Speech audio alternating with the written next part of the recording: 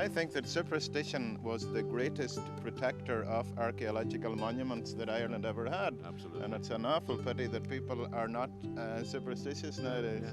You'd pick your best tours for the outside, in other words. There you are, right there. So there were no left-handed settlers? That's why. Unless they taught themselves to be right-handed. Correct. Yeah, that's what you mean. Right. No, I'm right-handed. Yeah, that could have been a saddler.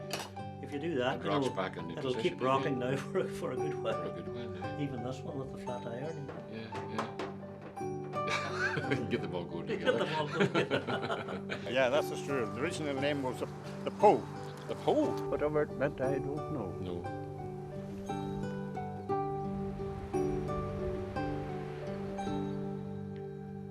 I'm sure you're familiar with the saying, you can't see the wood for the trees. Now, I've always taken that to mean that you're standing too close to see clearly. You're so taken up with the detail that you fail to see the bigger, possibly more beautiful picture before your eyes. I think that saying used to apply to this place, because it's only in recent times that we've been afforded the kind of perspective that a little distance provides. It's not that the place has suddenly become beautiful. It was always thus, as the natives will tell you. It's just that the rest of us are beginning to see the wood, and the river, and the mountains, and the town in their midst. Welcome to Newtownstewart in the county of Tyrone. It's really only since the arrival of that modern phenomenon known as the bypass in 2002 that we can see Newtownstewart as it must have appeared to a traveller on horseback a few centuries ago. If that traveller had been passing after 1727, his eye would certainly have been caught by the 6 arches of the stone bridge that straddle the River Stool, although depending on which local he asked, he may well have been told it was the River Mohon. There would have been no dispute as to the rather charming names of the 2 mountains that overlooked the town.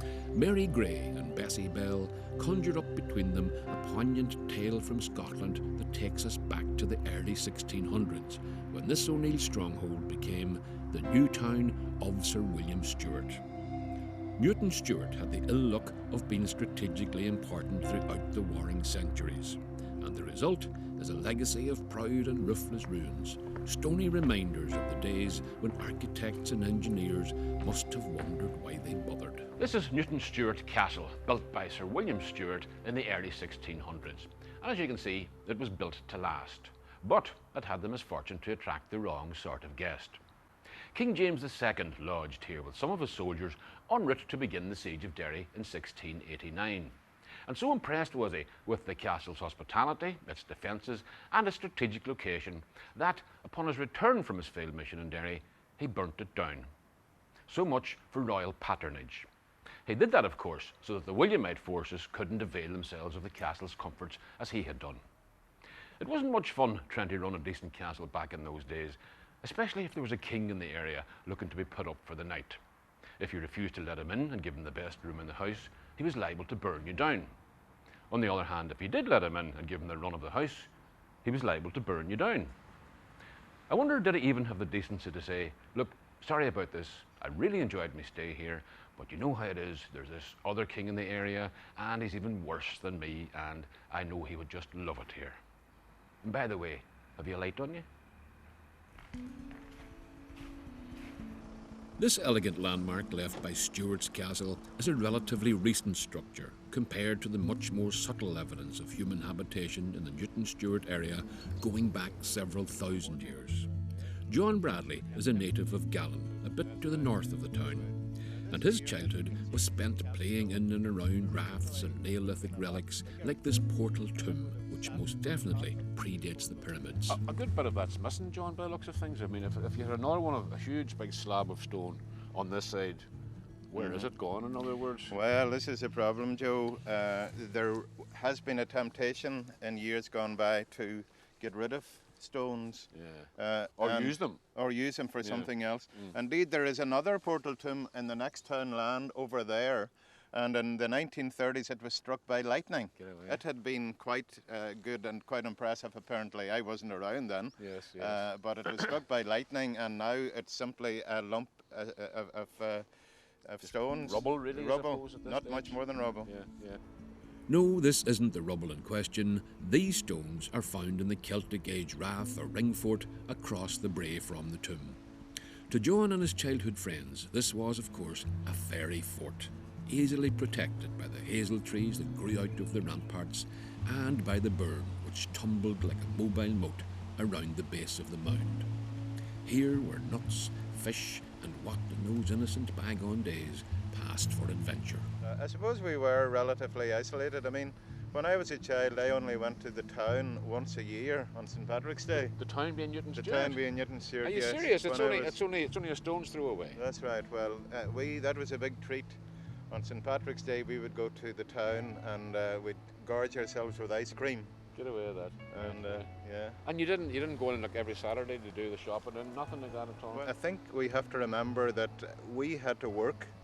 Farmers' sons were expected to be working on the farm almost all the time. Indeed, there were certain jobs that were deliberately kept to Saturdays when the boys would be home. Yes. Like putting in the potatoes and then gathering the potatoes later on. Right. But we had our own shop.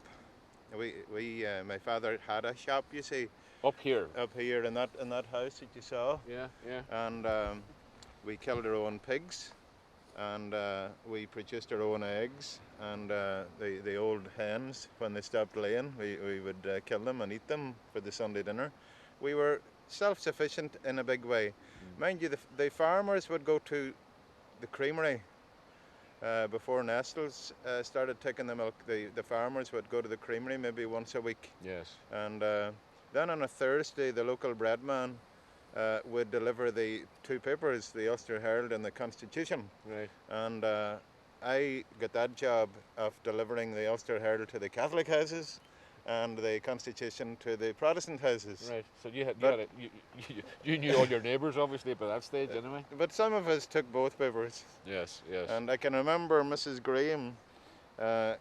She was a very lovely lady, and she on a Thursday would give me a special treat. Do you want a treat today, John? Yes, please, Mrs. Graham. And she would go into the house and she'd come out with a bit of bread and butter. And sometimes it would be a special treat because it would be bread and butter and jam as well. You were kind of easily pleased in those days, weren't you? Yeah, yes, indeed. Yeah. That's true now. Yeah. So self-sufficiency also depended on a good deal of cooperation, in other words. Very much so, between yes. The neighbours, right. The farmers would help each other out. Of course. Andy John Graham and my father and I used to help each other out a lot. And you see, most farmers would have only had one horse. So in order to plough, you'd have needed two horses. So you would loan your horse to Andy John for 1 week, and then Andy John would loan his horse to us for the next week, and so on. Right. So self-sufficiency also depended on a good deal of cooperation, in other words. Very much so, yes. The neighbours, right. Oh, yes.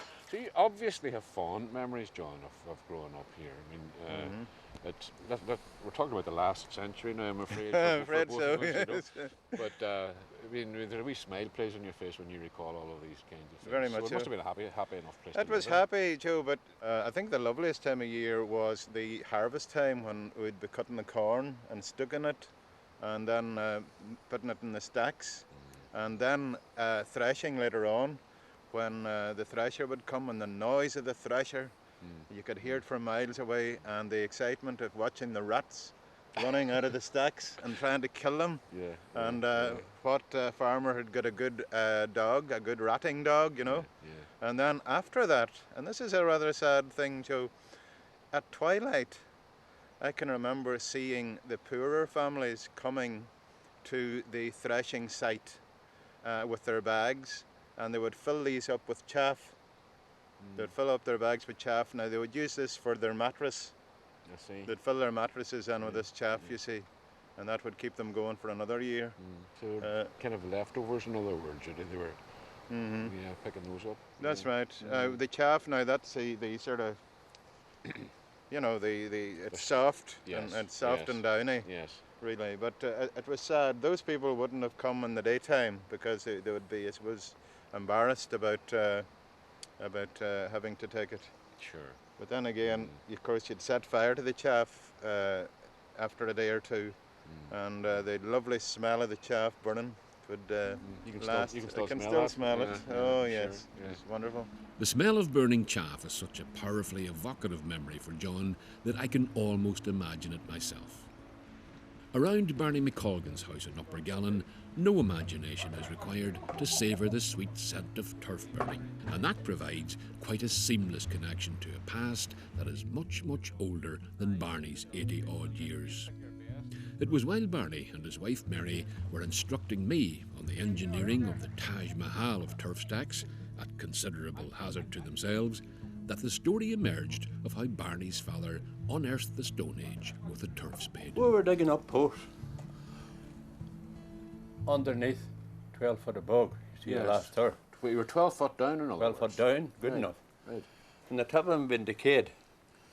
And my father and my two brothers had been roughing them, you know, Yeah. cutting them. And my father would have pulled it up, you know. This end was sticking into the clay. Yeah. And he would have done this with his hands, boys. That could be 1,000 years. But before my father got saying 1,000 years, me and my brother Jared would have said it could be 20 years. I don't know what you're chatting about. Says that them was pointed by flint. And right enough, he did come on flint. And we got them 2 bits of flint in the bottom, a lot of hazelnuts. And we used to scrape them along the ground, you know, after night, and it gave a great light.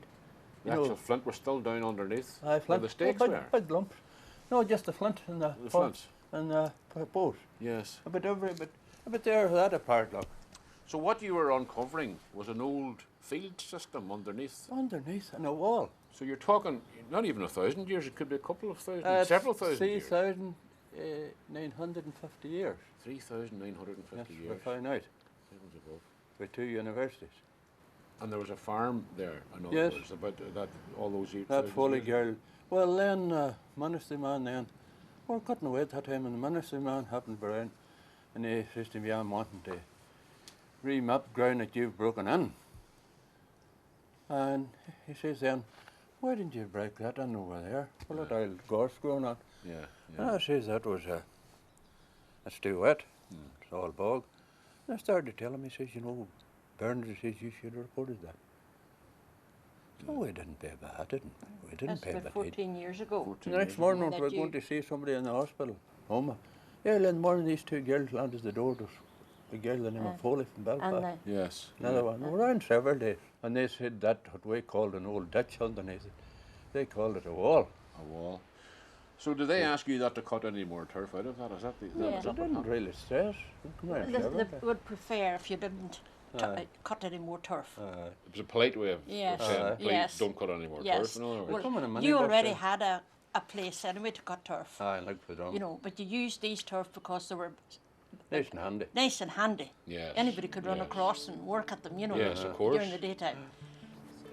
This will give you some idea of how convenient the turf bank was to Barney's family. Over the road, through the pretty gate, across a short field, and back 4,000 years. then, Mary. Yeah. Surrounded now by green fields, the area above and below the turf bank has been benevolently abandoned by Barney. And nowadays sports a growth that somehow, strangely, befits its great age. So that would have been right away up, in other words, before Well, that. 12 feet, good enough. 12 feet. Yes, on top of that. So certainly twice my height, Surely anyway. to goodness, surely to goodness.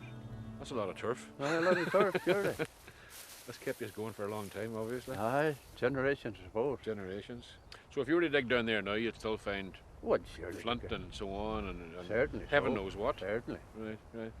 certainly. It's intriguing to know what's down there, isn't it? Claire Foley said to me, and I was thinking, you know, one of these times she wasn't far out. The other girl was longer, and she says, you know, Barney, she says, would that be a nice place to come on a Sunday afternoon? Why? Paper we and sat reading, she says you'd be on sacred ground. You'd be in sacred ground. No yeah. annoyance. Absolutely, yeah, yeah. Well, you wouldn't know what you'd be sitting on, really, would you, at all? You definitely wouldn't. Well, lots of wee trees have been planting themselves here, you know, No, ever there's since. just- But Yeah. I was going to often burn it, you know. Aye. You don't like annoying wee bird's nest. This is Harry Avery's castle on a hill overlooking the town of Newtownstewart, or at least overlooking it kind of sideways, out of the corner of its eye, as it were, if castles could be said to have eyes, that is. It was built sometime in the middle of the 1300s And although Harry was a king of the O'Neill dynasty, you can see that either he or his architect took a fancy to the way the Normans did things. So he was actually Henry Avery O'Neill. And Avery was a kind of distinguishing nickname, which means unkempt, or a bit through other.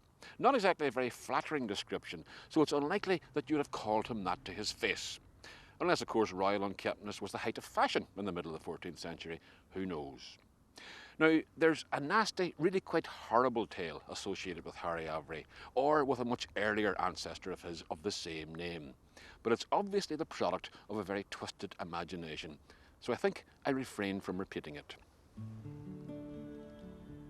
Actually, you should come here and get one of the natives to tell you the story, because they do it with a wicked chuckle in the voice, which I haven't quite perfected yet. Even though the castle hasn't been occupied for over 600 years, it's interesting to note that up until quite recently, you could have taken your horse out and got him fitted up with a whole new saddle and harness, the whole works, practically outside the front door. That's because Joe McMaster's saddlery business used to be located within trotting distance of the portcullis. The shop actually still exists, but believe it or not, it's been moved, lock, stock and the actual barrel into the Ulster American Folk Park down the road. And it's here that Gordon Colquhoun plies the saddlery trade just as Joe McMaster did, using the very tools that Joe McMaster used. Joe was a saddler in Newtownstewart. He had worked there for 65 years as a saddler. He had served his time with a man called Campbell. Right. And shortly before Joe died, Joe gave this stuff to the folk park. He gave him, that's his bench there, the actual bench that he worked on. Well, you don't have to tell me that that's an awful Well, old bench there. It's got all the battle scars. It's got all the battle scars. That's real character, isn't it? And most of the tools there, lots of the old tools there. In fact, all the old tools would be Joe's. They were all his original tools. Naturally enough, I had to replace some of them with wear and tear. Aye. And this horse here also. This is what you call the horse? This is called a sewing horse, yeah. This is what you do, obviously. Sit on the horse, sit yeah. Like this, right? Yeah, and you operate it with your foot there. Well, there's actually a moving part in this, there is there? is. This wee boy here. Right. That holds the two jaws together when you're sewing. So that's like a clamp on it? It's actually a vice, a clamp, yeah. Clamp, right, or a vice, right, I see. That's peculiar to the saddlery trade only. Yes. So that was actually used by Joe as well. The sewing horse may be peculiar to the saddlery trade, but there are many tools and practices that also belong in the shoemaker's shop. What I find somehow gratifying about both trades is the idea that people can still do all of this by hand. Gordon has spent a long time perfecting his skills and is rightly proud of the finished article. But just because these are handmade doesn't mean you can afford to take as long as you want making them. One size fits all, more or less. More or less, except now and again you get a special one. Yeah. You've got to make it maybe an 18-inch colour. I see, because you get big donkeys. For a different size, obviously, yeah. Right. And it takes 40 inches of leather to go around that. 40 inches of leather. Yeah. That strikes me as being a very, lengthy process. And a very skilled one, obviously. So that's not a cheap object we're looking at. It wouldn't be cheap, no. It would take me one full day to make a colour. Would you make all that in one one day? Yeah, 1 day, yeah. I was going to say it would take you at least 2 weeks. No, a day. On one day to do everything 1 day there? to do everything there, yeah. Well, you must be fast, Gordon. Well, this is it. It's a hard process, Yeah. You don't be idle now. Where did you learn the process? Were you apprenticed to a saddle maker or something at some Not stage? really. I lived beside, when I was younger, I lived beside an old saddler. He's gone now. Right. He lived in a wee town beside me called Strabane. Yes. And he taught me basic stitching. And then in later years, there's another chap lived down below Strabane. And he had been the last man to actually serve his time as a saddler in the town of Strabane.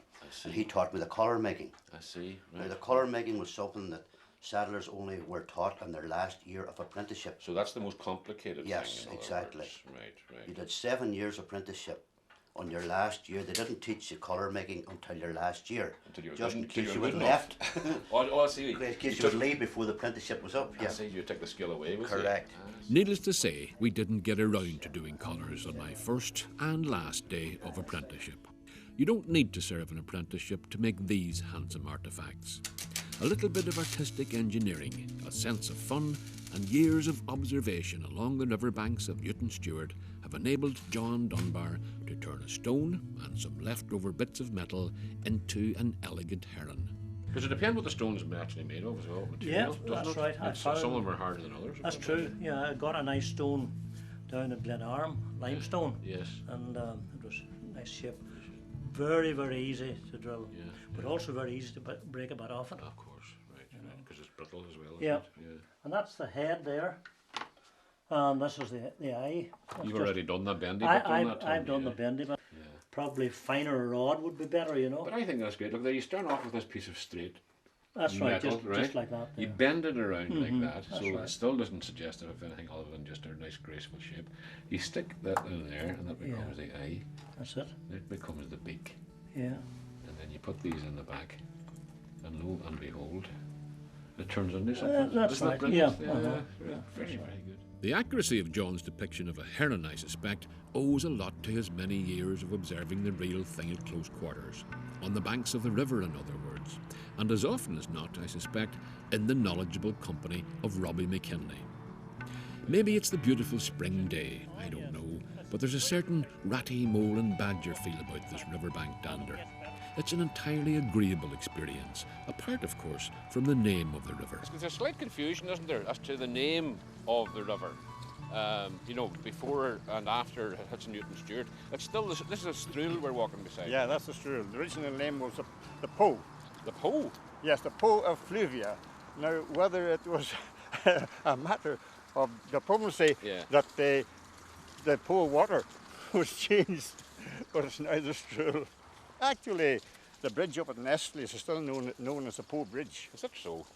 So that's still the Strule. When does it become the Mourne then? Is it after it leaves Newtownstewart, is it? The Ordnance Survey would say that it's down at the meeting of the Derg water. Yes. We in Newtownstewart say no. It's the confluence of the Owen Calloo Glenelly and the Strule. That is the that's where the Mourne. That's where the Mourne starts. We would argue that. Right. But it's still the Strule when it's going through the town. Is that what No, you're saying? no, we say no. Oh, it's not the Strule when it's going through the town. No, below Mile Bridge, that's where the Mourne comes in. Yes. And we would argue that, but the Ordnance Survey, they would show it as the Strule going down to where the meeting of the Derg. Until the Derg comes onto it. But then, yeah. Well, is there actually unanimity amongst all you locals who live in Newtownstewart about this, John? Do you? Not the slightest. No. It's a continual argument. Oh, seriously? Yes. Right. Aye. When Sorry, we're- did I raise a controversial note there? Oh, very much no, so. no, it's just- Well, You're still the best of friends. No, are you? when Yeah. we were naming the leisure centre recently, in the year 2000, the committee Yeah. couldn't agree as to whether it was the Mourne or the Strule they were looking at. But that's what We ended up committees with are for. a completely different name. We called it the Centre 2000 instead of the Mourne. So you can't even 2000 agree or- in the name of the river. No. well, Yeah. actually, in the beginning of the 1900s, the creamery was set up in Newtownstewart. It was known as the Mourne, Aye. the Mourne Creamery. Mourne Creamery. And the butter was known as the Mourne Valley Butter. Yes, yes. Well, anyway, what's in a name after all? Because it's the same water, isn't it? I mean, it just the goes same all the way water. down through Strabane Yeah. until it gets into the foil. That's right, and the fish don't seem to mind what it's called. Fish don't know what it's called in care today, I'm sure. This is a beautiful stretch of riverbank, I must say, along here, you know. Oh, you never know. I Never think we'll know. get a trout further up here. You're an optimist, right? Yeah. Okay, go down the army with You have to be positive, you know. Yeah, yeah.